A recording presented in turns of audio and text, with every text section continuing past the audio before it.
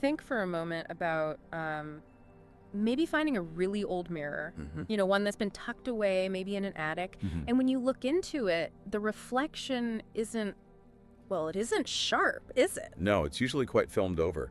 Dusty. Exactly. Dusty, like years of, I don't know, unspoken stories just clinging there. It obscures what's really underneath. Yeah. And that feeling, that kind of veiled reflection, it feels so much like our minds sometimes, That's a really powerful image. The dust on the mirror. All the thoughts swirling around, the worries we drag along, replaying things. It's like it creates this inner dust, doesn't it? And it stops us seeing clearly. It really does. It speaks volumes, that image.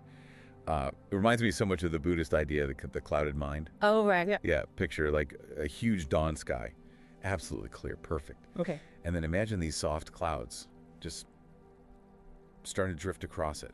Each cloud is like a thought just passing through. The sky itself, it's still bright, still radiant behind them, but the clouds, they can block that brilliance for a while anyway. And what gets me about those mental clouds, the thoughts, is how temporary they feel, or they should feel maybe. Well, they are, fundamentally. They arrive, maybe hang around a bit, and then they just drift off. It seems like their power, the hold they have, comes from us sort of reaching out and grabbing onto them. Exactly that. It's the clinging.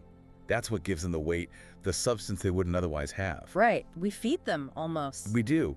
There's actually a story that illustrates this so well about a young monk in Tibet. His name was Tenzin. Okay. He was really dedicated, studying hard, but he just had this constant unease, like he wasn't really getting it deep down. I can relate to that feeling stuck despite trying hard. Yeah. So he goes to his master, feeling pretty heavy about it all, lost. So what did the master tell him? More texts to read? No, nothing like that. Instead, the master just led Tenzin down to a little stream nearby, and he hands him this simple bowl. It says, fill this with water. But there's a catch.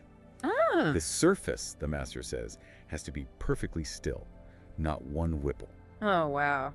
That sounds impossible, especially by a stream. Well, Tenzin tries, right? But every single time, scooping the water, moving the bowl, ripples, movement, disturbance. You can just picture him getting more and more frustrated. The harder he tries, the worse it gets. Exactly. Finally, he just kind of throws their hands up and says, it can't be done. Yeah. And the master just looks at him calmly and says something really simple, but profound. So too, he says, is your mind. Just like muddy water can't reflect the moon clearly, a mind stirred up by constant effort, by striving. It can't show you the deeper truths. Wow. Stop the struggle, the master advises. Stop trying so hard to control it. Just allow the stillness to happen. That hits hard. So Tenzin's effort, his worry, his constant thinking about thinking, Yeah. that was the problem. That was creating the ripples. That was the very thing obscuring the view. It was only when he could quiet that inner struggle, that noise, that the peace and the clarity actually had space to emerge. And gosh, that ancient wisdom feels so incredibly relevant right now, doesn't it? Oh, absolutely. I mean, think about how often our own minds feel like, I don't know, a chaotic marketplace. Thoughts shouting for attention, old memories playing on repeat, worrying about the future. Just this constant background noise. That inner hum, it can be relentless. It really can be overwhelming. Like you can barely hear yourself think, let alone feel anything deeper. But the hopeful part is what you said earlier, like the dusty mirror. Our minds don't have to stay clouded like that. No, they don't. That inner grime, it can be cleared. It really can. Okay. And understanding this it's crucial. Your thoughts, these things flashing through your mind, they aren't you, not the core of you. They feel like it sometimes, though. I know they do, but they're more like visitors, temporary guests passing through the landscape of your awareness. Some stay longer, sure, but you actually have the ability to just watch them, observe them without getting swept away. Just noticing them. Yeah, and that simple act of detached observation, it creates space. And in that space, clarity just naturally starts to dawn. And that connects to, isn't there a Buddhist idea about impermanence, Annika? Yes, exactly, Annika. Yeah. The understanding that everything is constantly changing, nothing stays the same. Right. And when you really start to grasp that about everything, thoughts, feelings, situations, it loosens the grip of our attachments. How so? Well, if you understand that even difficult thoughts are temporary, Right. you're less likely to be completely overwhelmed by them. And the good thoughts, the happy moments, Yeah. you can appreciate them without desperately trying to cling on, knowing they too will shift. So you can kind of flow with things more easily, less resistance. Precisely. You learn to move more fluidly with life's natural rhythms, Yeah. ups and downs. Okay, so this all sounds really, well, hopeful, but it also sounds a bit theoretical. How do we actually do it? How do we start wiping away that mental dust you mentioned? Right, the practical side. Well, the journey really begins with just setting an intention, making a decision. Okay. Imagine, say, embarking on something like a 7-day mind detox, a deliberate, gentle effort over a week to peel back some of those layers of mental clutter. A mind detox. I like that, like a spring clean for your head. Kind of, yeah. Each day focuses on one specific practice designed to help cultivate that clear inner space. Oh, okay, I'm intrigued. A 7-day process. Where do I start? What's day one? Day one starts with the absolute foundation, the breath. Breathing. Okay, seems simple enough. It seems simple, but it's incredibly profound. It's about mindful breathing. Your breath is always there, Yeah. right? Constant. It's the perfect anchor to the present moment. An anchor. I like that. And it's this amazing bridge connecting your body, your physical self, and your mind, your mental state. So day one is just focusing on breathing, paying attention to it. Paying full attention. Find a quiet spot. Sit comfortably, and then just gently bring your awareness to the sensation of breathing. Feel the air coming in, going out. Yeah. Notice your chest rising and falling, or your abdomen. What happens when your mind wanders off? Because it will. Mine definitely will. It will. That's totally natural. The key is, when you notice it's wandered, maybe planning dinner, maybe worrying about something, you just gently acknowledge the thought. No judgment. Like, oh, there I go again. And then you just softly guide your focus back to the breath. So the goal isn't to stop thinking. Not necessarily. That's often just setting yourself up for frustration. The goal is more about training your attention, training your mind to rest in the present, here and now, rather than getting tangled up in all the stories thoughts create. Okay. This focus, this concentration, it's called samadhi. It's vital for clarity. Think of it like preparing the soil of your mind, Yeah. making it ready for clearer, healthier things to grow. Right, preparing the ground. Good Okay, there. day one, mindful breathing as an anchor. That feels like a solid start. What about day two? What's next in the detox? Day two invites us into sacred silence. Silence. Okay. Yeah, That sounds potentially challenging in today's world. it really can be. We live in such a noisy world, don't we? Yeah. Constant information, constant sound. Genuine silence is actually quite rare now and incredibly valuable. So day two is about finding quiet. It's about consciously making space for stillness, both externally, like turning off the noise, and internally. So not just not talking, but maybe Yeah, turning off the phone, the TV, music, podcasts even. exactly. Intentionally limiting that external input for a period, stepping away from unnecessary chatter, the constant flood of information, and using that time to just be present with yourself. What could that look like? Maybe spending some time in nature without headphones. Maybe reading something reflective instead of scrolling, or simply sitting quietly, allowing yourself to just be without needing to do anything. What's the deeper aim of that? How does less outer noise help the inner state? Well, silence acts like a mirror in a way. When the external racket dies down, you actually get a chance to listen, really listen. Listen to what? The quiet. To the quiet, yes, but also to yourself, Yeah. to those subtler things inside. Intuition, inner wisdom, the stuff that usually gets completely drowned out by the day-to-day hustle and mental chatter. That makes sense. It often feels like the best ideas or the clearest feelings kind of bubble up in those quiet moments, doesn't it? They often do. They need Yeah. space to be heard. Okay, so day one, anchor with the breath. Day two, create space with silence. What's the focus for day three? Day three brings in something really transformative, the practice of gratitude. Gratitude. Okay, we hear that word a lot. We do. Yeah. And for good reason. It's a really potent way to shift your perspective, to move your focus away from what you feel is missing or what's wrong. And towards what you actually have. Exactly. Towards appreciating the abundance that's already here in your life Yeah. right now. How does that help clear the mind specifically? It's like a mental reframe.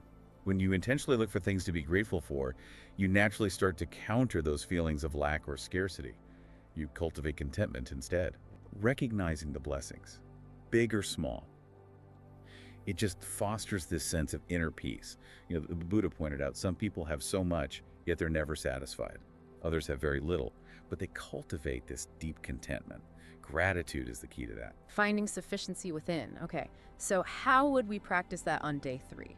A really simple but effective way is maybe at the end of the day, just take a few moments, reflect, and maybe jot down, say, 3 things you felt genuinely grateful for that day. 3 things. Do they need to be big things? Not at all. Could be tiny, a warm drink, a nice conversation, sunshine, a comfortable bed, anything. The point is just to notice them, acknowledge them. And then what? Just list them. Well, after noting them down, take a moment to actually feel the appreciation. Let that positive feeling kind of sink in. Maybe even mentally thank the source of that good thing. I can see how that would shift the focus. Instead of dwelling on the day's frustrations, you're actively seeking out and savoring the good bits. Okay, gratitude for day 3. What comes next? Day 4. Day 4 tackles something that can be quite challenging, but is incredibly freeing. It's about letting go of attachments. Attachments. That sounds significant. It is. In Buddhist thought, attachment clinging is seen as a major root of suffering. When we hold on too tightly to things, to people in a certain way, even to our own ideas, it really clouds the mind. It stops us from feeling truly free. Yeah, I get that. The tighter you hold on to something, the more you fear losing it, right? And that fear itself is a kind of mental clutter, a constant worry. Exactly, that constant undercurrent of anxiety. Think about, those stories of Zen masters owning almost nothing, a robe, a bowl. Yeah. There's one story, a thief breaks into a monk's hut, finds absolutely nothing to steal. And the monk, feeling sorry for him, apparently wished he could give the thief the beautiful moon hanging outside. Wow. Yeah. That's a serious lack of attachment to even the idea of being robbed. It illustrates that deep freedom, doesn't it? So how do we start cultivating that? Letting go it feels like losing something sometimes. It feels counterintuitive. It does. It starts with just awareness, mindfulness. So on day 4, maybe take some time to gently look inward. Notice. Where do I feel really attached? Like, what am I really clinging to? Yeah. A possession, an outcome in a relationship, a belief about myself, like I must succeed at this. Then just ask yourself, gently, curiously, why am I holding on so tight? Is this attachment actually making me happier, more peaceful? Questioning it. Exactly. And then just mentally try to loosen your grip just for a moment, see what that feels like. Letting go isn't about ditching everything. It's about softening the hold, opening up. That makes sense. Just questioning the attachment itself feels like a big step. Okay, so day 5 must build on this somehow, leading us further. Yes. Day 5 brings us to another core practice, observing thoughts without judgment. Observing thoughts. Didn't we touch on that with day 1 in the breath? We did in relation to anchoring, but this is more focused on the thoughts themselves. Often we get so caught up in our thoughts, we believe them completely, we identify with them. I am anxious, I am stupid. Right, we take them as facts about ourselves. Exactly. But practices like vipassana or insight meditation teach us to see thoughts differently, to see them just as mental events, like those clouds we talked about, just drifting through the sky of the mind. So creating a bit of distance, not getting sucked into the drama of the thought. Precisely that, creating spaciousness between you, the observer, and the thought, the observed. The practice is similar. Sit comfortably, let thoughts arise, and just notice them, acknowledge them. Planning, worrying, judging, without getting involved in the story, without labeling them good or bad. Just noting their presence and letting them pass. Noting their arising, their brief stay, and their passing away, like watching bubbles rise and pop. That sounds like it would build perspective. Detachment. A huge amount. Instead of being consumed by I am a failure, you simply notice the mental event, the thought pattern labeled failure, arising, and then dissolving. And doing this consistently over time, it cultivates this amazing quality called equanimity. Equanimity. Yeah, the ability to stay balanced, calm, centered, regardless of what thoughts are popping up or even what's happening around you. That sounds incredibly valuable, a superpower almost. Okay, observing thoughts without judgment on day 5. What about day 6? We're nearing the end of the week. Day 6 focuses on cultivating compassion, metta, loving kindness. Compassion for others. For others, yes. Yeah. But also, and this is often the harder part for ourselves. Self-compassion. Yeah. We can be so harsh with ourselves, can't we? Our own toughest critics, holding ourselves to impossible standards we'd never dream of applying to a friend. That is so true. We give others so much more leeway. Compassion is like a soothing balm for that harsh inner judge. The practice often involves consciously sending out kind thoughts. How does that work? You might start by thinking of someone you care about easily. Yeah. And you genuinely wish them well. May you be happy, may you be healthy, may you be peaceful. Feel that warmth. Then, you tune that kindness inward. Offer those same wishes to yourself. May I be filled with loving kindness. May I be well. May I be peaceful and at ease. It can feel awkward at first, but it's powerful. Offering kindness to myself, yeah, that does feel a bit unfamiliar. And then you gradually expand the circle to neutral people, eventually even to people you find difficult, wishing them well too. So it's this deliberate practice of extending kindness, starting with ourselves and rippling outwards. And that helps quiet the inner critic. It really does. It gently starts to replace that habit of judgment with gentleness, understanding. It fosters a much kinder, more peaceful inner world. Okay. Compassion for day 6. That leaves day 7. What's the final step in our mind detox? Day 7 invites us into surrender. Surrender. That sounds passive, maybe, like giving up. It can sound that way, but it's not about passive resignation. It's more about trust. Trusting the unfolding process of life. It ties into that idea of interconnectedness, pratikasampada. Everything arises because of conditions. Trying to control everything is exhausting and often impossible. Right, it leads to a lot of stress trying to force things. Exactly. Surrender, in this sense, is about recognizing what you can influence and what you simply can't, and cultivating a trust in your own ability to navigate whatever comes, your resilience. So it's not giving up, it's more like aligning with the flow instead of fighting the current all the time. Beautifully put. Aligning with the flow. On day 7, maybe reflect. Where am I really digging my heels in? Resisting change, clinging to a specific outcome. And then gently acknowledge, okay, some of this is just outside my direct control. And consciously try to cultivate a sense of trust. Trust in the process, trust in yourself to handle it. So finding that balance between doing what you can, taking action where it makes sense, and gracefully accepting the things you actually can't change. Exactly that. Releasing that need to micromanage the universe. Trusting your own resilience and, well, the wisdom of life itself. Wow. This whole 7-day journey, it sounds like a really practical and quite gentle way to actually start clearing some of that mental dust we talked about right at the beginning. It is. It's designed to be gentle, accessible. It doesn't feel like a quick fix, though. More like laying the groundwork, starting the process. Exactly. It's like planting seeds. These 7 days are like preparing the soil, planting the seeds, maybe giving them their first water. But the real growth comes from ongoing care, consistent practice. Tending the garden of the mind. Precisely. But the rewards, they really are immeasurable. A clearer mind, definitely, a calmer heart, and just feeling more connected to, well, to your authentic self, who you are beneath the dust. And thinking beyond these practical steps, we brushed past a deeper idea earlier, that concept of shunyata, emptiness. Ah, yes, shunyata. Sounds quite abstract, maybe even a bit negative. Emptiness. It can sound that way in English, can't it? Void, nothingness. But in this context, it's actually incredibly rich. It doesn't mean nothing exists. It means nothing exists independently, on its own. Okay, unpack that a little. Everything is interconnected. Everything arises because of other things, countless causes and conditions. So nothing has this solid, fixed, separate self-nature. Think of it less as emptiness and more as boundless potential, openness, the fertile ground from which everything appears and disappears. So it's not that things aren't real, but that they aren't fixed or isolated or permanent. Exactly. They're fundamentally interconnected and impermanent. And realizing this, really grasping it, is incredibly liberating. It frees us from those rigid ideas we have about ourselves, about the world, those fixed identities we build. Because we see that even we aren't fixed or separate. Exactly. We're part of this constant flow. Our perceptions, our circumstances, they're all fluid. There's a kind of paradox there, isn't there? It feels like the clearer the mind gets through these practices, the less you actually cling to needing definite, fixed answers, you become more comfortable with not knowing. Beautifully observed. That's exactly it. True clarity isn't about having all the facts carved in stone. It's about cultivating a deep okayness with uncertainty, an openness, a curiosity, letting reality be what it is without forcing our ideas onto it. Letting go of needing to be right, maybe? That's a big part of it. There's a famous story about Angulimala, a bandit who became a monk.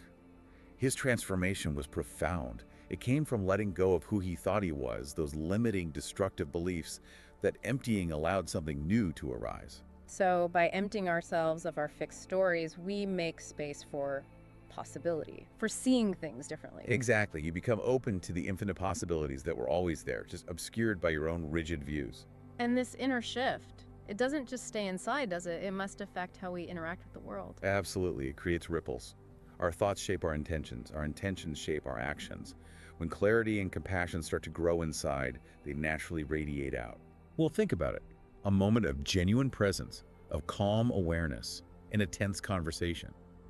It can completely change the dynamic, can't it? Yeah, it can de-escalate things. Or a simple act of kindness born from that inner state can spark off other acts of kindness. It influences your life and the lives around you in countless positive ways, often subtle ones. It's that ripple effect, starting from inner stillness. And it's fascinating, too, how much this ancient wisdom seems to connect with modern ideas, like in psychology. We mentioned CBT earlier. Yes, the parallels are really striking. Cognitive behavioral therapy, for instance, is all about that link between thoughts, emotions, and behaviors. How changing your thought patterns can change your experience. It's the same core idea, really, working with the mind. It is, and even non-attachment. You can see echoes of that in discussions about consumerism, right? Shifting focus from owning stuff to valuing experiences, that brings a different kind of fulfillment. Yeah, less clinging to possessions. And that idea of beginner's mind, too, approaching things with fresh eyes. Yes, so important in contemplative traditions, seeing things anew, without preconceptions. It builds curiosity, resilience. It helps us navigate change so much better. It really feels like it all circles back to stillness, though. In our world, which is so obsessed with doing, with being busy, just being still feels almost radical, countercultural. It really does. And yet, paradoxically, it's often in that stillness that the real progress happens. The deep insights, that connection to ourselves, to something larger. It's where you can finally hear that inner voice. Exactly, hear the inner wisdom. It's also where we might gently face our discomforts, the things we usually distract ourselves from. Yeah. And through that, we can find humility and truly feel our interconnectedness with everything. Stillness isn't passive emptiness. It takes courage, and it's where awakening can really begin. So this whole process, Yeah. clearing the mind, polishing that inner mirror, it's really an invitation to wake up to our true nature. That's a beautiful way to put it, an invitation to awaken. And it's a journey that's available to every single one of us. It's not some mystical state reserved for monks on mountaintops. It unfolds gradually, through awareness, through practice. Little by little. Little by little, insight by insight. By committing to tending that inner garden, polishing that mirror, we start to access that infinite potential within emptiness and that incredible strength within stillness. It leaves you with a really powerful question at the end of all this, doesn't it? Having seen this possibility, this glimpse of clarity, are we actually going to continue? Are we going to keep doing the work, keep polishing, keep uncovering who we really are beneath the dust? It feels like the most important journey we could take, really.